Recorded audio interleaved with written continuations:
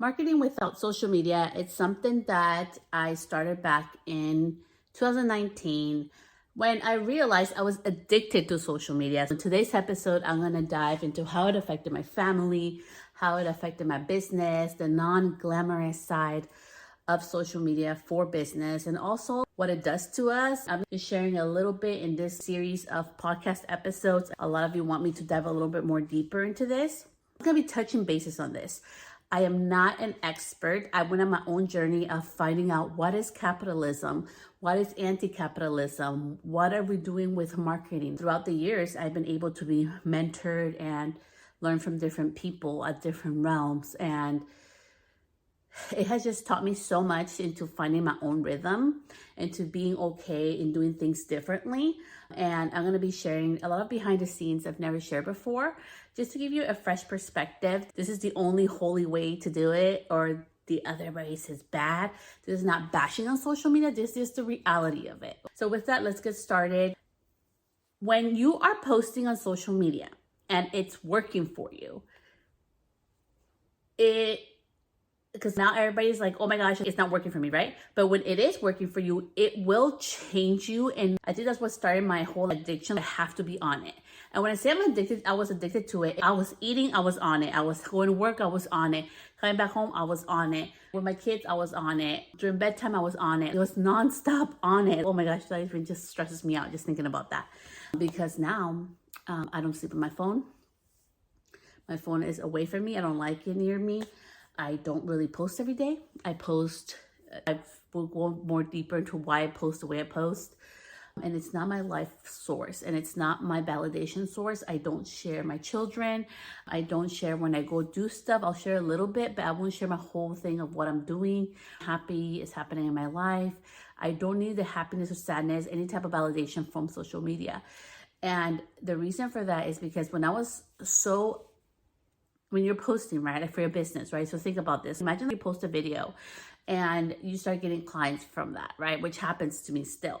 But imagine you get a video and you start posting and brands start to recognize you. And then you become a brand educator and you're paid for that. You're paid for your videos and you're paid with product as well. And you're paid for your knowledge and you're being flown out and you're paying for your hotel and your food.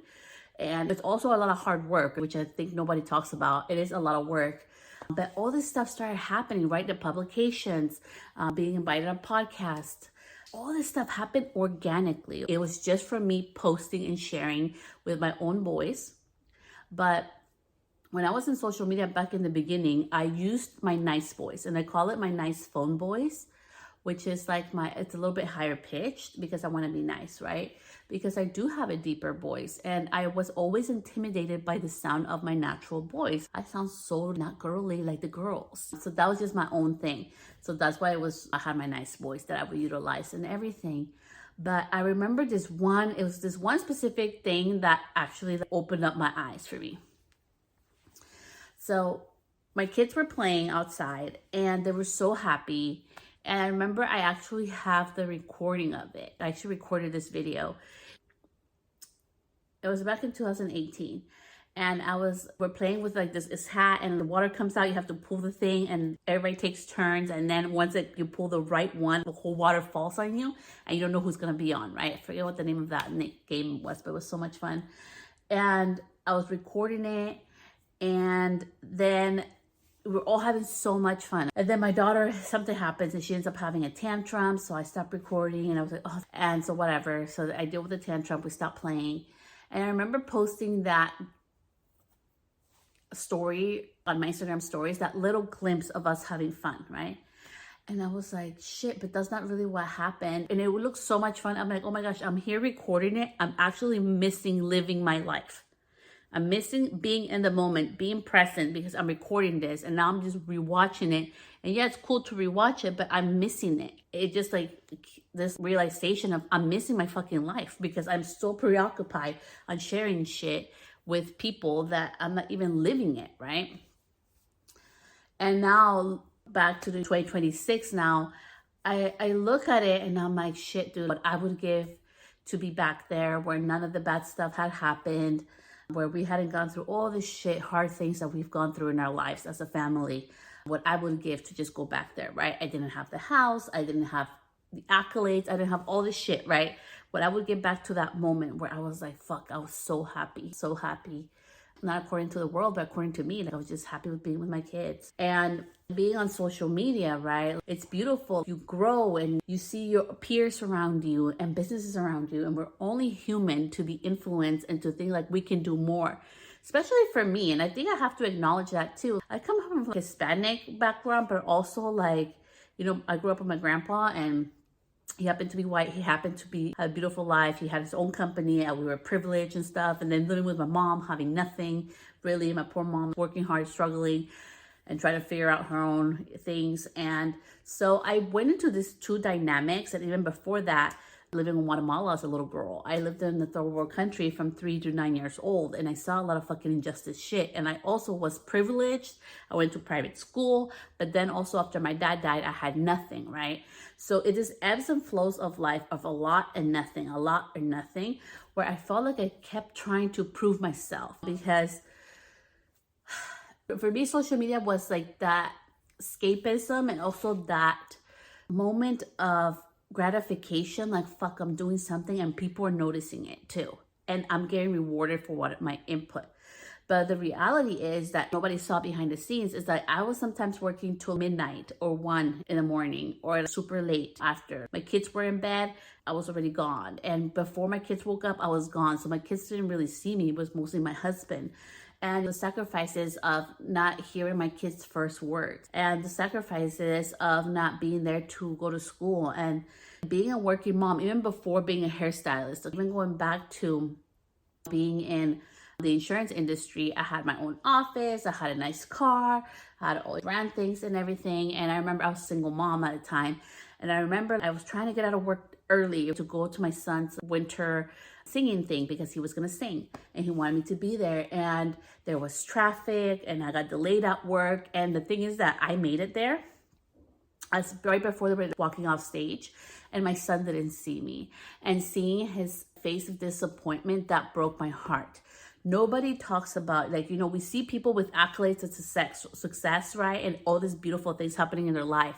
But nobody sees the other side of the sacrifices made for that. I think it's bullshit where people say like, oh yeah, everything happens and it's so easy. Nothing comes easy. It takes effort. Some things do come easily, but a lot of the things that we see to build that momentum, to build up the foundation, to having a successful business, whatever that means to you, it's gonna take work, right? And so with social media, it just started getting to me, and I started seeing people around me, and there's nothing wrong with that. I feel like people are mirrors.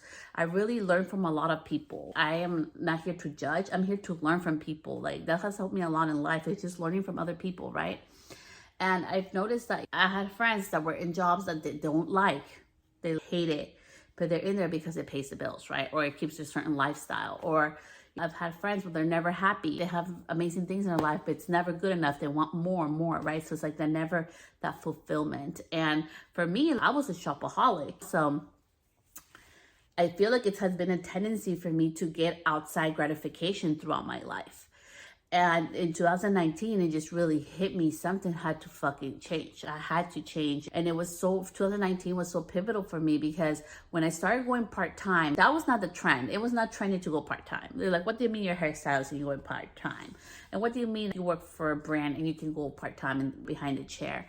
And I felt so alone in it. And I felt like nobody was doing it. And it felt so foreign to me because my whole life I was taught to, you work hard, you get everything and more. That's all that matters is what you have, the house, the car, it's the best of everything, more. And you provide for your kids and more. And money is going to be more happiness. And that is so fucking far from the truth. Money helps you solve problems easily. That's about it. It brings comfort in solving problems easily.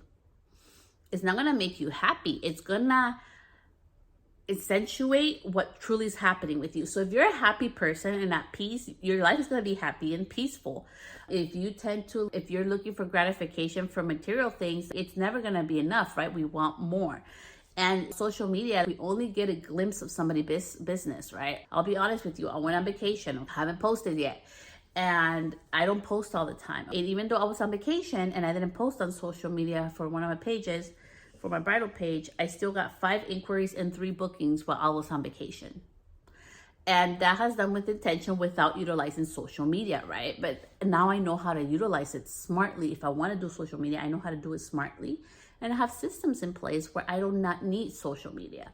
But the real pivotal point that I wanted to share with you today is that it was affecting my life. I was missing out on being present in my life.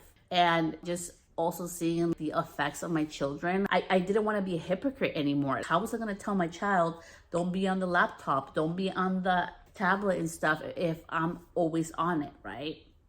My kids laugh at me because I don't let them sleep with their electronics and they think it's annoying, but they're learning because I know how addictive it can be to just grab it, right? First thing, instant gratification or what's going on with the phone. And I tell them I utilize it for business. So now that I have learned new skills of not utilizing social media, it has been because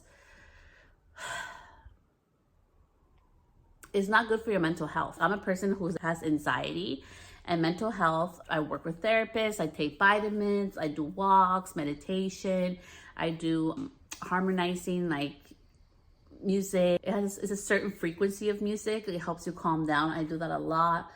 And I've learned to live my life on my own rhythm, not the rhythm of the world, not the rhythm of what other bridal businesses or other hairstylists, but what feels good and in tune with me, right? So I just couldn't be a hypocrite anymore. I couldn't be the example of my children of being on the social media all the time and then judging them for what they do, right?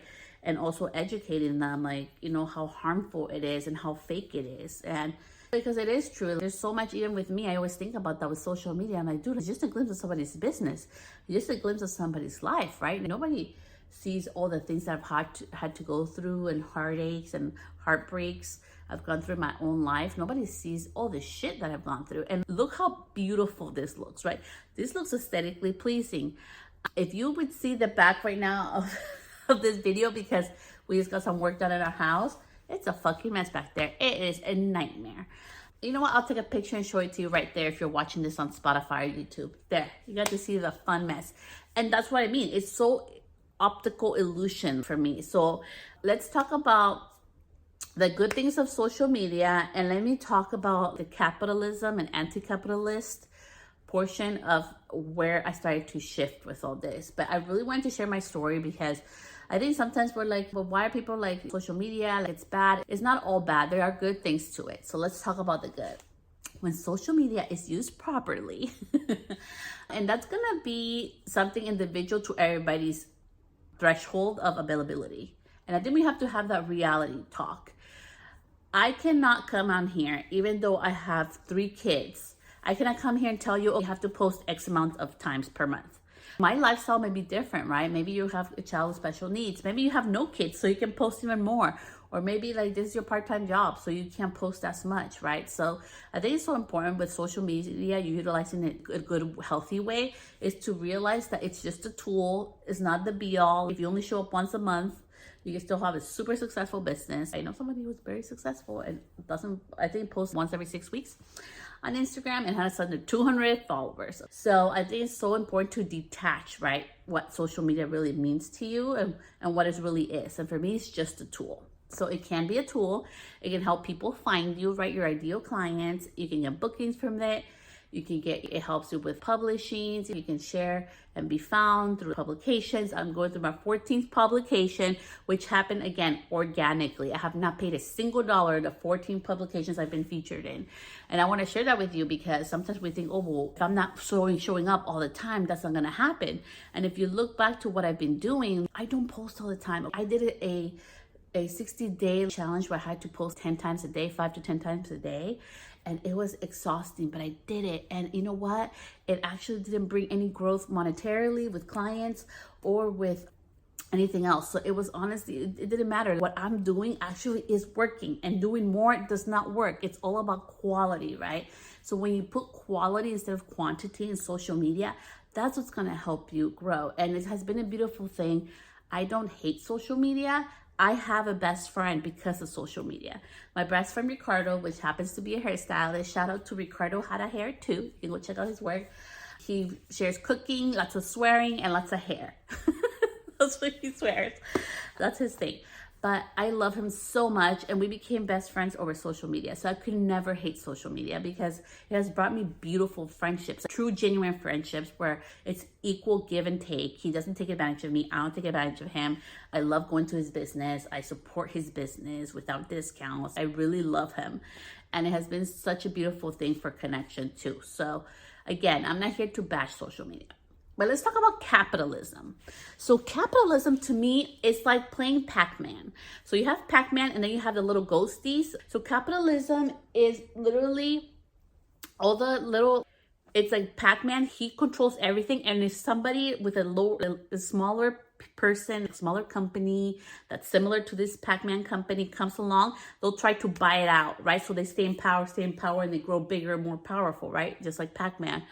But in capitalism, it gets to a point where the big Pac-Man can no longer buy out all the little ghosts, and sooner rather than later, all the ghosts grab them, right? And that's capitalism in a Pac-Man analogy. That's how I understand it. So there's no collaboration in there. I don't hear about nothing about big Pac-Man trying to help others, right? It's a solo take mentality. And it took a lot of books, it took a lot of podcasts, and also looking at different business models to understand this for me. I'm just literally explaining this in seconds to you because it was years in the learning. Now, anti-capitalism is really about giving back to your community. It's about paying people fair wages, and it's about giving. And the reason why I'm sharing this is because I have been known and I have gotten a lot of trouble with some of my mentors for giving too much. They're like, Celeste, you give too much. You need to charge more. You need to start charging. People keep taking advantage of you. And it's true. It's happened to me where people, bigger educators, have taken something that I'm talking about or teaching and make it their own and share it on their platforms, and they get more attention because they have more eyes on them, right? And that's okay. Honestly, at first, it would really make me mad and it would anger me and it's made me so sad because I'm like, dude, like, this is something I've been sharing. Why? It's so unfair, right? But what I've learned throughout time is that I'm very strong into anti-capitalist, into the whole community-based things.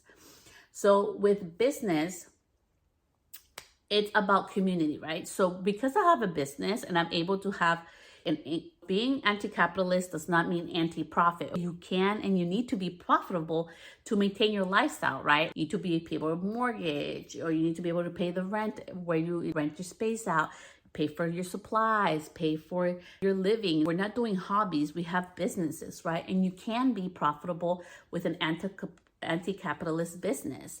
But it's more of community, right? It's not just me, like Pac-Man. It's more community.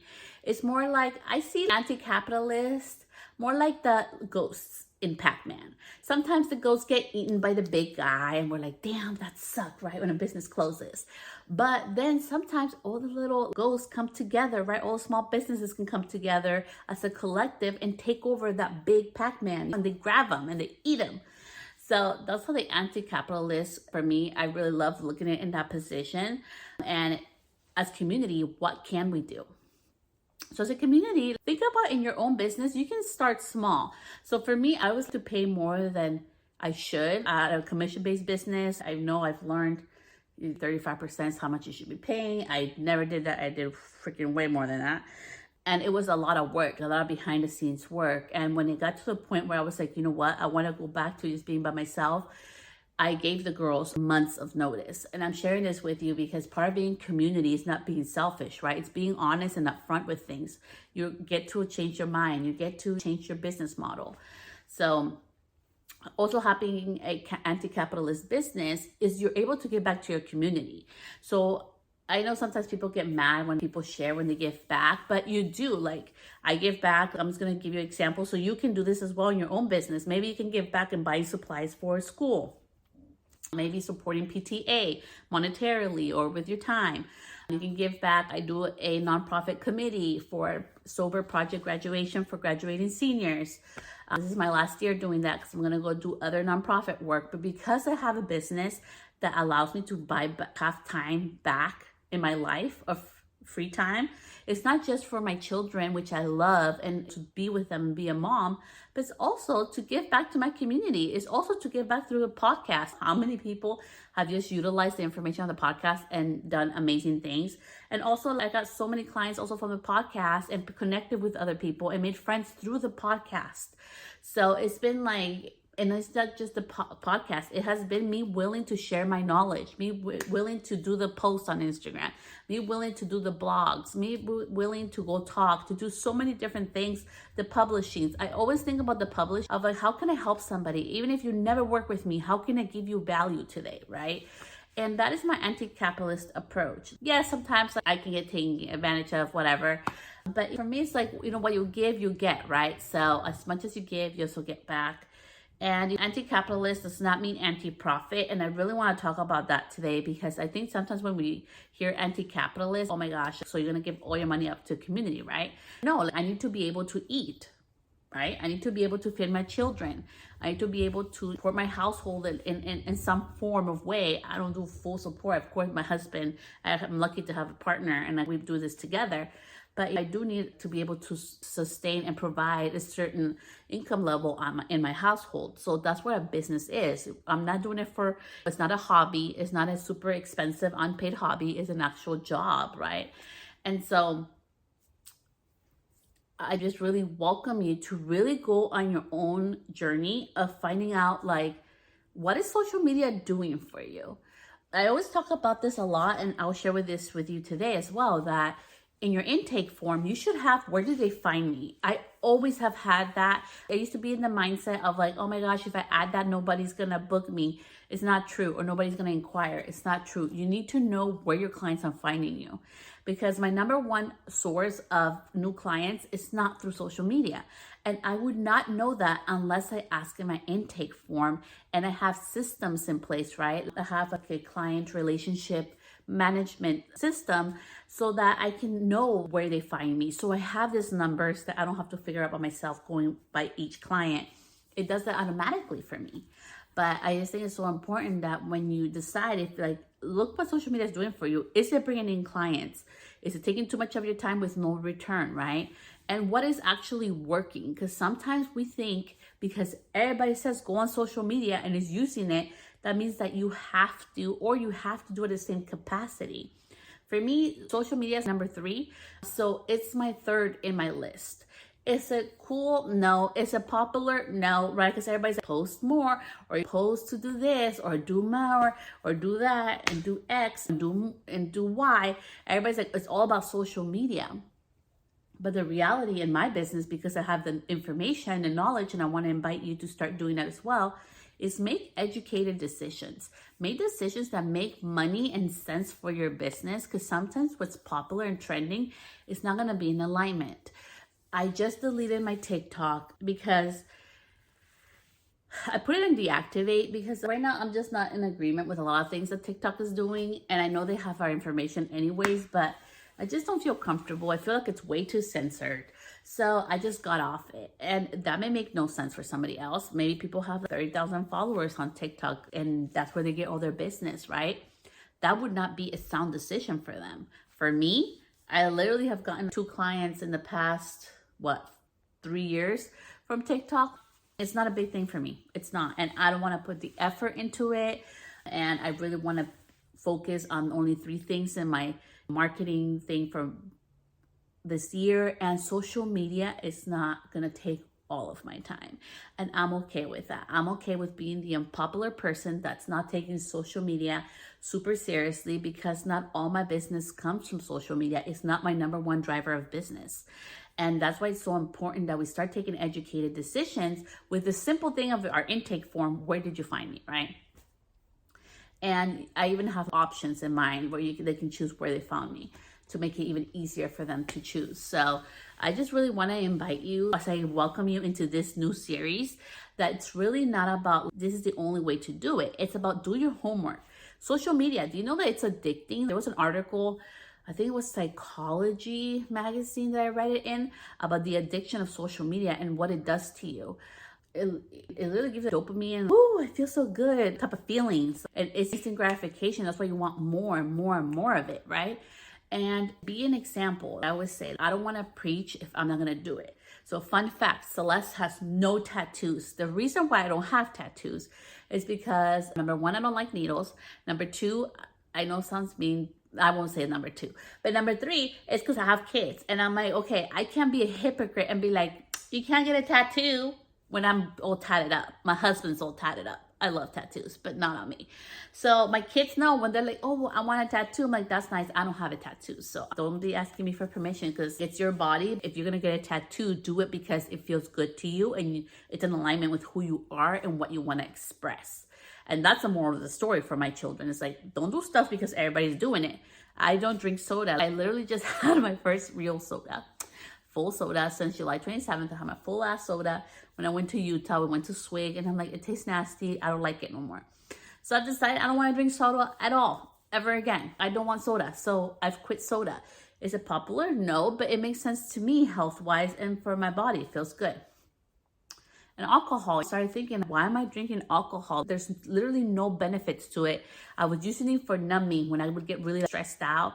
Let's say like in 2 weeks, I was like, oh my gosh, I've been doing good with no alcohol. And then I get really stressed out. Oh my gosh, I need a beer. It's not like I was drinking a whole case, but I was like, I need a beer, right? But why do I need a beer?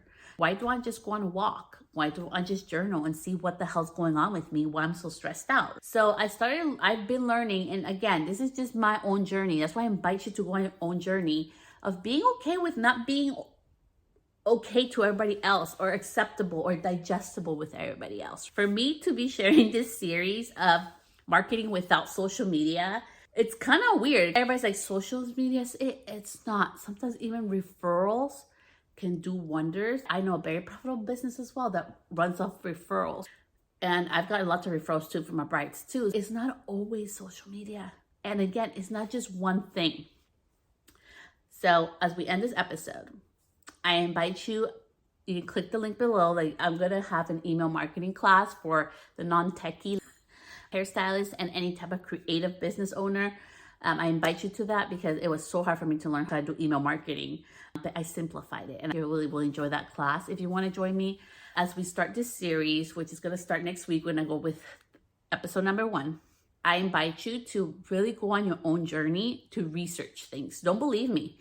Go look. Is social media addicting? And go look at different articles from reputable resources. I'm not just going to trust what Google or ChatGPT says. I do not like AI, FAI. So go do your own journey on that, on social media.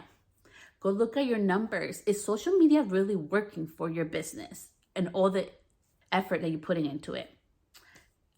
Look into capitalism. I know I gave the Pac-Man easy analogy, but I want you to go do your own research. Go read books, or Audible is amazing, or even audiobooks. If you have Spotify, I listen to a lot of audiobooks and I love it now because I get to listen and process. Pause. Go look into information about what capitalism is, what a capitalist business is, and what an anti-capitalist business looks like. What is anti-capitalism? Just because you don't agree with somebody doesn't mean that you're the other spectrum.